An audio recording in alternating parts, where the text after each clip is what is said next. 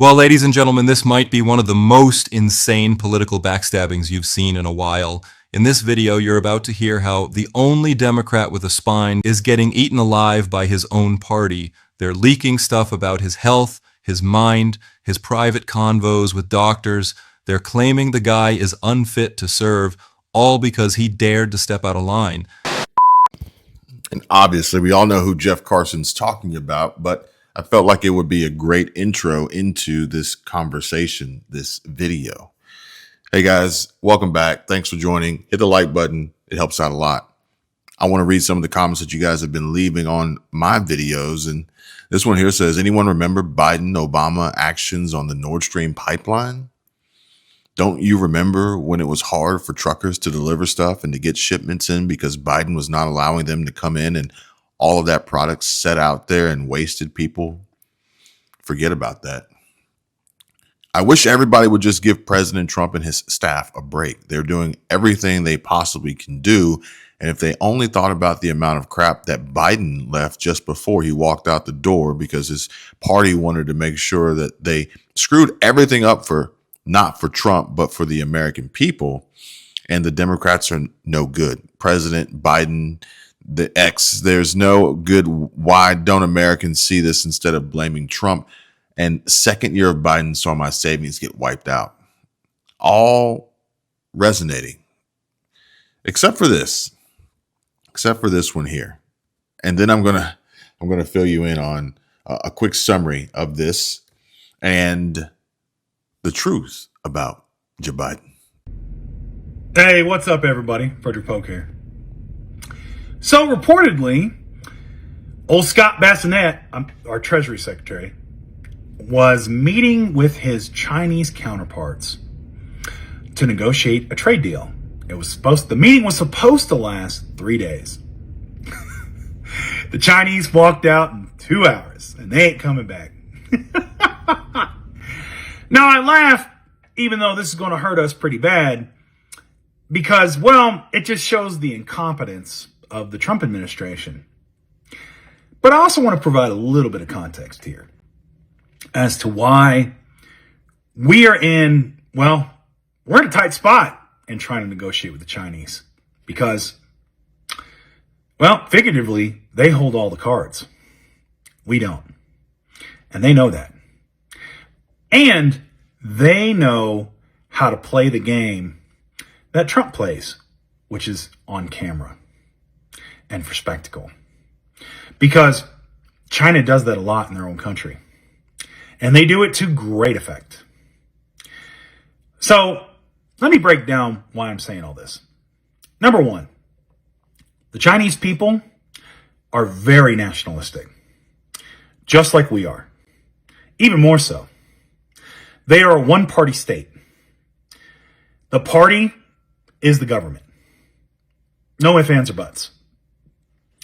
And so those folks, unlike Americans, understand and accept that if sacrifices need to be made, they'll be made. There's no questioning it. The lockdown that they had during the pandemic was far and beyond what we had in the U.S. No ifs, ands, or buts about it. Now, I'm not applauding that. I'm actually not taking a stance on that. I am stating that is what we were negotiating with. That is the opposition. And that's the thing. Trump has cast this in opposition. That's why I'm saying that. That is the game that Trump said he wanted to play. And China has said, oh, okay, we know that game. We're absolutely willing to play that game. Are you? Trump ain't ready to play that game. And that's going to get us back to this little phone call of a concept, of a framework, of a deal with the UK. And how he made this big, big spectacle about it. Oh, look at me. Oh, I'm the big boy who got this deal with the UK over the line. Great. Our friendliest ally, with arguably outside of Australia, and used to be Canada, you got a framework of a trade deal with them when we already had one. Bravo. But it's the spectacle part that Trump decided to make of it. Chinese want no part of that. None. And so what they're doing now is they're setting the terms. They're setting the framework. They're showing that they are willing to walk away, that they do not need the United States, that they can go in another direction, and they're more than prepared to do that. And that's going to raise the pressure on Trump. Because Trump does care about his falling poll numbers. And if they fall too low, he's really going to have to care. Because while you can't really be impeached for being bad on the economy, but you can be impeached for violating due process. And much like Al Capone wasn't convicted on murder, but tax evasion, if it gets really bad, Trump might just get impeached for this due process stuff and this habeas corpus and all this stuff Stephen Miller's doing. Even though the reason the impeachment goes through is because of the economy. And China knows that. And that's why they have the advantage. Anyway, that's all I got for you. Keep the faith, defend democracy, and I'll see you later. It's YouTube, social media. They'll let anybody post videos now. So there's that. In the comments section, well, there should be no surprise of what we find there. China has said that they need to be given respect. This administration has none. Respect? USA needs to show respect for other countries. When Trump said the talk between two countries are going well, yeah, better believe it. Whatever Trump says is complete the opposite, always. And China, Mexico, and Canada are all tired of the insults, lies, and belittling of their countries. Anyone who thought that a guy who couldn't keep casinos profitable can handle the American economy is delusional. Interesting. And for those of you who dozed off during that, Frederick Polk discussed a failed trade negotiation between U.S. Treasury Secretary Scott Bessent, Scott Bassinet, as he calls him, and Chinese officials. And speaking of the pot calling the kettle black and insults here, but be that as it may, we will continue on. Where the Chinese delegation walked out after 2 hours. Poke Bowl attributes this to the Trump administration's incompetence and China's strategic advantage. I almost had a stutter there like Scott Bessent. Maybe a light stroke. He highlights China's strong nationalistic unity and one-party system, which allows them to make sacrifices without public dissent. Unlike the U.S., Polk agrees that China is adept at the public spectacle game Trump plays, giving them leverage. He contrasts Trump's overhyped framework trade deal with the UK, a close ally, with China's refusal to engage in such theatrics. China's willingness to walk away signals they don't need the U.S., increasing pressure on Trump, whose falling poll numbers could lead to political consequences, potentially even impeachment, though not directly for economic issues, but for other violations. And perhaps maybe he just didn't get the memo. So I'll share with you the latest, and you guys, at least here, you get the truth. Join us now from Geneva, Treasury Secretary Scott Bessent. Mr. Secretary, thanks so much for joining us this morning. We appreciate it. Joe, good to be with you. Good. Checking on the delay, not too bad. We know that some of the details of what happened, Mr. Secretary, but can you recount to us some of the color, how it came together? You mentioned that the venue and the equanimity. Was it cordial and conciliatory right from the outset, or would you characterize it as tough negotiating most of the way? Joe, I would characterize it very much as President Trump, the equivalent of President Trump's relationship with Party Chairman Xi. They have a good relationship, but they both advocate strongly for their respective countries, for their respective citizens. So it was always respectful. We have the two largest economies in the world. We were firm, and we moved forward.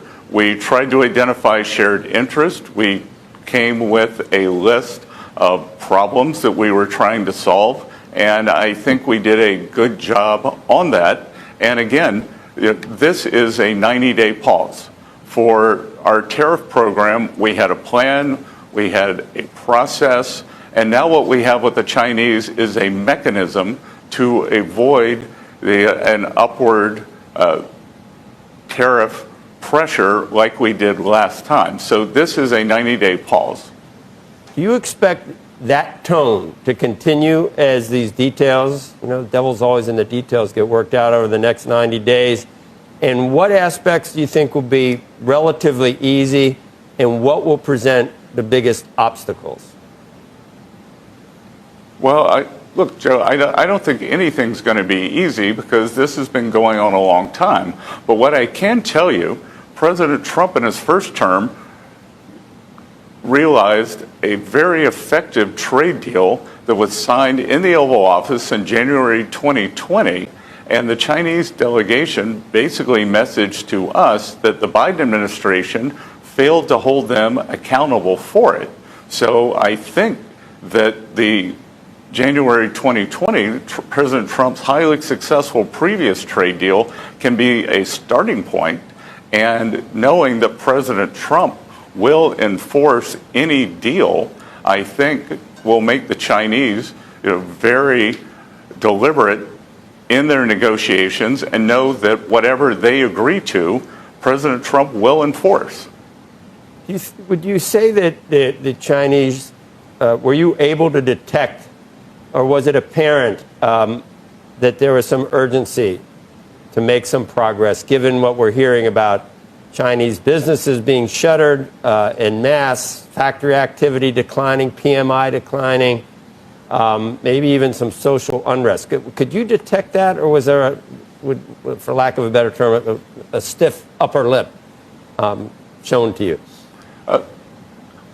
Look, the vice premier is a very skilled negotiator. He is a high-ranking Chinese official. I had a very good economic briefing beforehand, but there was no sense of anxiety. There was a sense of moving forward. There was a sense of mutual respect. There was a sense that we had shared interests. But I have seen what's going on in the Chinese economy. We can see what's going on with the shipments to the U.S. And again, we are the deficit country. Historically, the deficit country has a better negotiating position. Mr. Secretary, part of China's plan over the last several years has been to manufacture far more goods than it can ever consume. It exports that not only to the United States, but to other countries around the world. Other countries like the United States and countries in Europe have felt like they're getting dumped on with all of these excess goods that are being manufactured. Will your talks in other countries find ways to make sure that China can't get around anything you set up in your deals with China by, let's say, shipping goods to Mexico and having that come up, those goods come up through Mexico? How do you shut that down? And did that come up this weekend? Well, Becky, that's already happening. That's already happening with many goods. It's happening with autos. It's happening with electronics. So that's part of the negotiation with the Mexican government. It's part of our overall strategy. And Chinese have an economic plan called dual circulation. And with dual circulation, our goal is to make sure dual circulation means export and domestic use. Dual circulation cannot mean that China overproduces and that only Chinese goods are consumed in China and then they export the excess to the rest of the world. So we have had the equivalent, because of these high tariff rates, of an embargo on China, and those goods are going to leak to the rest of the world. So, our negotiations, we don't need to tell other countries what they need to do. They are seeing this wave of Chinese goods coming to their shore. They have to find a home, and that could be at a discount price, undercutting local producers. Mr. Secretary, I have a question for you, which is the market's obviously very happy about this morning. I think the global economy is quite happy about what you've been able to accomplish over the weekend. The question I would ask is how what you've accomplished over the weekend squares to some extent with some of the things that we've heard over the past couple of months from the administration about what the tariffs ultimately could do to both box out China, put pressure on them, to do other things for us, to create meaningful additional revenues in the form of tariffs, and perhaps most importantly, to force manufacturing back to the United States. And so by lowering these tariff rates, to some degree, I'm sure there are critics who would say that it upends some of those goals. Well, again, Andrew, this is just a pause. The April 2nd tariff level for China was 34%. So we have moved that down from 34 to 10. We still have the 20% fentanyl tariffs that were put on in February. So we just in 2025, we have added 30%. And again, one of the most important things that we're doing, we do not want a generalized decoupling from China, but what we do want is a decoupling for strategic necessities, which we were unable to obtain during COVID, and we realized that efficient supply chains were not resilient supply chains. So we are going to create our own steel, protect our steel industry, the work on critical medicines, on semiconductors. So we are doing that, and the reciprocal tariffs have nothing to do with the specific industry tariffs. We heard, Mr. Secretary, that some progress was made on fentanyl in that deal, and that's 20% of the tariff that's going to stay. What progress was made, and how do you see that happening over the next 90 days? And do you expect a deal can be reached? And what does it look like? What do you want China to do exactly with fentanyl? Well, Joe, this is a priority for President Trump and indeed the whole administration. I have a personal stake in this. The two very close friends lost children to this terrible scourge. Hundreds of thousands of Americans die every year. And I think that we saw here in Geneva that the Chinese are now serious about assisting the U.S. in stopping the flow of precursor drugs, because the Chinese brought their trade delegation, led by the vice premier, but they also brought a deputy minister for security who was their fentanyl expert. We brought someone from our national security staff, and they had a very long and in-depth sidebar about how our two countries could work together. As far as some of the non-tariff related barriers that you talk about making progress on, we just had one of our reporters, Eunice, from Beijing, just sort of talking about how the Chinese view things. They said, yeah, you know, we might talk a good, I'm paraphrasing, we might talk a good game and promise some things, but it's very hard to quantify or to put into writing some of those other issues, whether it's rare metals, even currency manipulation. How would that be affected over the next 90 days? What type of agreement could you reach that has actual teeth for the non-tariff barriers? Well, Joe, these aren't problems that have sprung up overnight. They sprung up over 40 years. So Ambassador Jameson Greer, USTR, has a book this thick of all the non-tariff barriers, and then also of the state subsidies for labor and for industry. So we've got a playbook. President Trump successfully executed a deal in his first term. I think we can build on that, and that's the purpose of the 90-day pause, to see what we can do and work on these non-tariff barriers, because China actually has low tariffs. It's the insidious non-tariff trade barriers that hurt American companies trying to do business there. And make no mistake, one of the goals here is to open China for American businesses in a fair way. We want American businesses to be able to sell into China And part of the goal is bringing down these unfair non-tariff trade barriers, and that's what we will be focusing on. Mr. Secretary, this is a 90-day pause. What comes next? Do you have plans to meet with your counterparts again? Becky, as I said, the good thing is we had a plan, we have a process, now we have a meeting mechanism. We loosely christened it the Geneva mechanism, so I don't know where we'll meet again. A very agreeable meeting here. We got a lot done over 2 days, so I would imagine that in the next few weeks we will be meeting again to get rolling on a more fulsome agreement. Mr. Secretary, we're the import country. Obviously, as you pointed out, China's the export country. And I believe some of what we're hearing about maybe some of the stress, the economic stress we're seeing in China. But we have had worries and concerns about this economic stress in this country. Is it still coming? In other words, have we just not seen it yet in terms of job losses or consumer confidence? Do you expect the next employment report to show any slowing? Is it not going to happen here, or we just haven't seen it yet, in your view? Well, Joe, I don't see any reason that should happen because, look, I think with the tariffs, it's all a matter of calibration.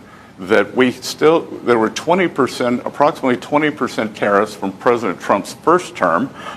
Biden left those on. He liked the income from them. So we're still getting that. And that was done in 2 steps, roughly 10 and 10. And the market and the economy has had several years to adjust to that. The 20% fentanyl tariffs went on in February. So if we were going to see any kind of an economic downside from that, it would already be apparent, I would think, and the economic data has surprised on the upside. And now that we have brought these very high tariffs down to 10%, I think the markets, business people live in the future. So I think we can go through at that 10% baseline, which is very easy to calibrate with. Very good, Mr. Secretary. Appreciate your time this morning. We know you got to run, obviously, and thank you very much. Appreciate it. Safe travels. Good to see you, Joe. All right. Meanwhile, in other breaking news that you probably will not hear about from the mainstream legacy media or dipshit YouTubers today, the Trump administration and Homeland Security are now investigating the entire state of California for giving federal benefits to illegal aliens, essentially aiding and abetting criminals. And this is just scratching the surface, folks, the tip of the iceberg. We have so much more left to uncover and expose, whether it's Joe Biden, whether it's John Fetterman, it doesn't matter. The Democrats play by a completely different set of rules for thee, not for me. However, at the end of the day, the truth comes out. The quiet part gets said out loud, and it's pretty clear and pretty obvious that they're only in this for themselves. They'll throw around catchphrases and keywords and talking points to try and continuously keep this charade, this cup game going, to trick people into believing that it's about them. It's about freedom. It's about democracy. It's about whatever woke mind virus nonsense they come up with next. But we know the truth. Or at least, if you want to know the truth, then this is exactly where you'll get it. You'll hear about him walking in circles and how they had to take away his passwords because letting Fetterman tweet unsupervised is as dangerous as giving Joe Biden a second microphone. And wait till you hear what he might have said about Trump. In addition, yesterday we achieved a total reset with China after productive talks in Geneva. Both sides now agreed to reduce the tariffs imposed after April 2nd to 10% for 90 days as negotiators continue on the larger structural issues. And I want to tell you that a couple of things. First of all, that doesn't include the tariffs that are already on, that are our tariffs, and it doesn't include tariffs on cars, steel, aluminum, things such as that. That's when they really lost it. This isn't just petty drama. This is what happens when you think for yourself in the Democrat Party. They'll cancel their own if you don't stick to the script. Democrats shouldn't take advice from Hillary. Bill maybe, not Hillary. House liberals they don't even want to wait until the next election. They're ready to impeach. But one House Democrat said, the guy got impeached twice. How did it work out for us? Democrats learn nothing. They're just getting dirtier. Look at what they're doing to Fetterman. Today, New York Magazine dropped a bomb, saying his staff thinks he's mentally unfit and can't do the job. They say he's erratic and impossible to work for. That's funny. We think Fetterman's been making more sense than ever. It's no secret Democrats didn't like when he went to Mar-a-Lago, and apparently he was considering voting for Hegseth. Oh my God, that was the last straw. Now they're leaking that Fetterman's catatonic, can barely string two sentences together, walks around his office in tight loops, and engages in risky behavior like FaceTimes texts and reads news articles while driving. Well, I think we're all guilty of that.